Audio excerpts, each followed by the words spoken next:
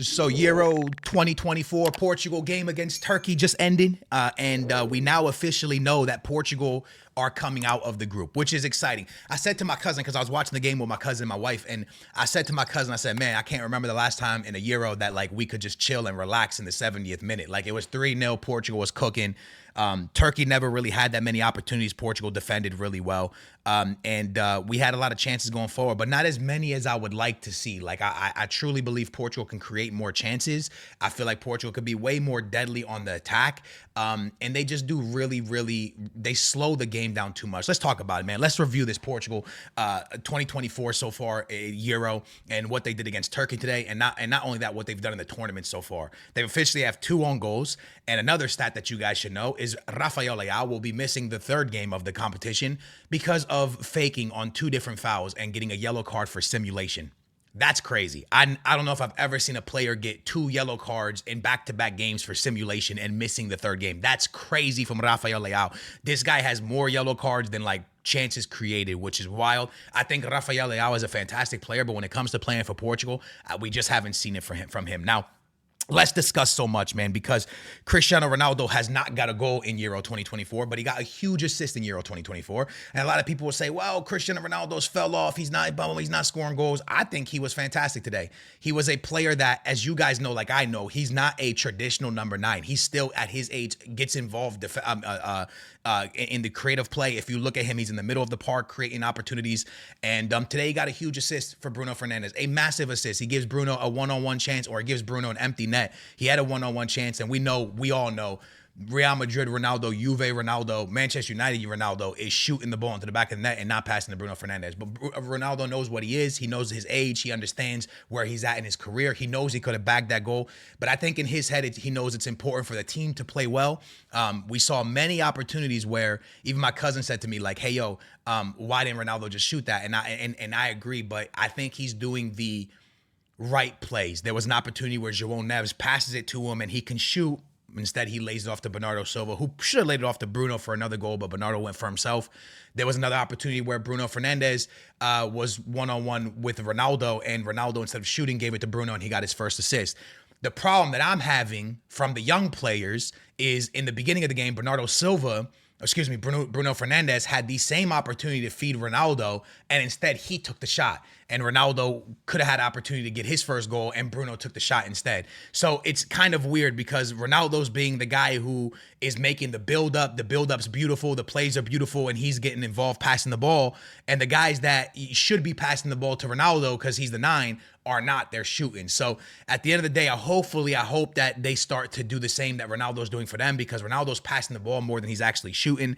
And hopefully they start to do the same. Bernardo Silva, Bruno Fernandes, hopefully these players really start to do the same thing for Cristiano Ronaldo. But I kind of want to break this down for you, man. I want to talk about this because it should be highlighted. Pep at 41 years old is actually crazy. This guy had so many interceptions. In Portuguese, I always say, "Este gajo corta tudo," and pretty much what that translates to is that guy cuts everything. And it's true, man. Like, if you watch the crosses come in, he intercepts everything with his head. He's constantly blocking things. He's making interceptions. He's 41 years old, doing a full game pretty much, and being the best defender on the field. And that's saying something when Ruben Diaz is on the field. So it is just remarkable to see the game that this guy has, the game that this guy plays at 41 years old. It's just absolutely insane from Pep. So I want to give his flowers because he deserves it. He played a great game against Turkey. And I also want to give the flowers to Turkey because I think Turkey are a fantastic team. And I think that with the way the game went for them with an own goal and just kind of the way they've played, like the game wasn't really going their way. It was unfortunate for them, right? It was at the 1-0, it's not that bad, but then you suffer that own goal. That's just a terrible own goal to suffer. Kind of really ruined the game for them, especially with Goulet not on the field, because you know how talented that kid is.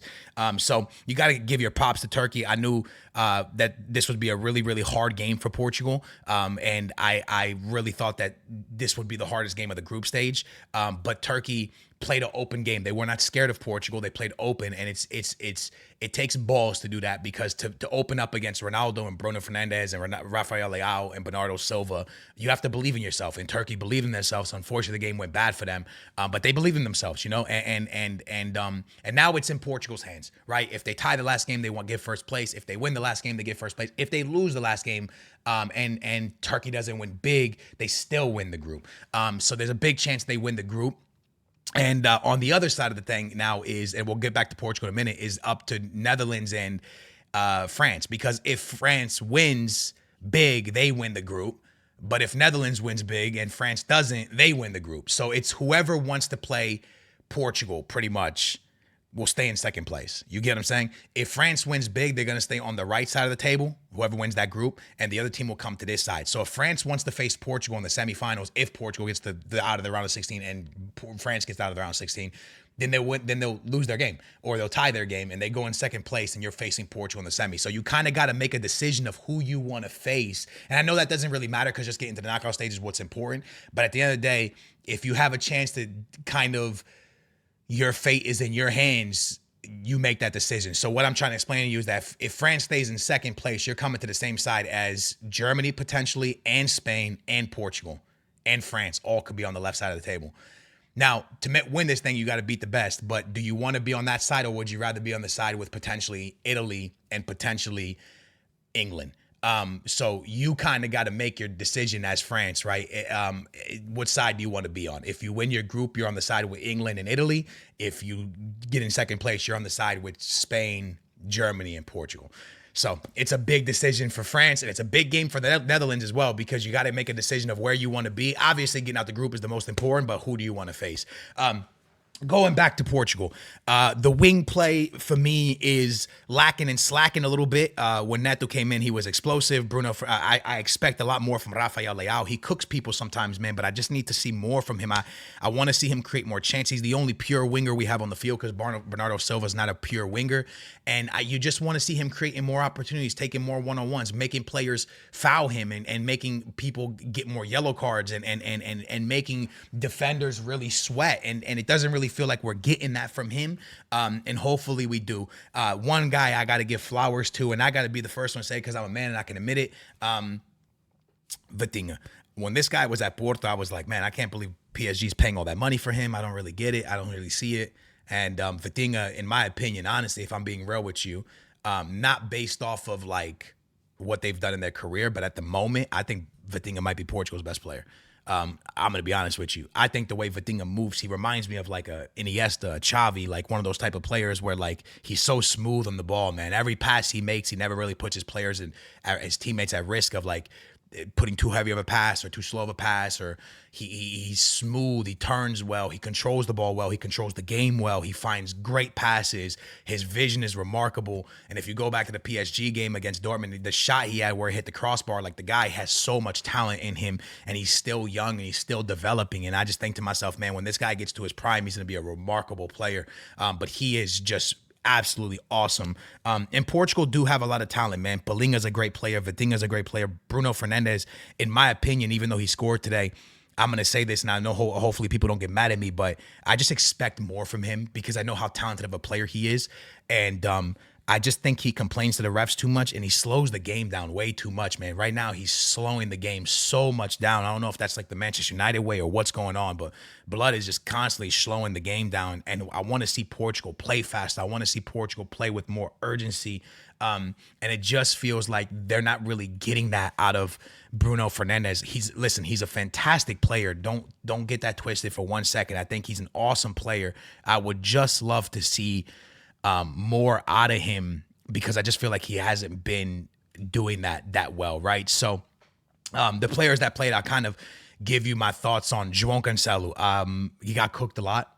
He's not that great defensively. He's amazing going forward, but defensively not that good. Ruben Diaz, I think, had a great performance.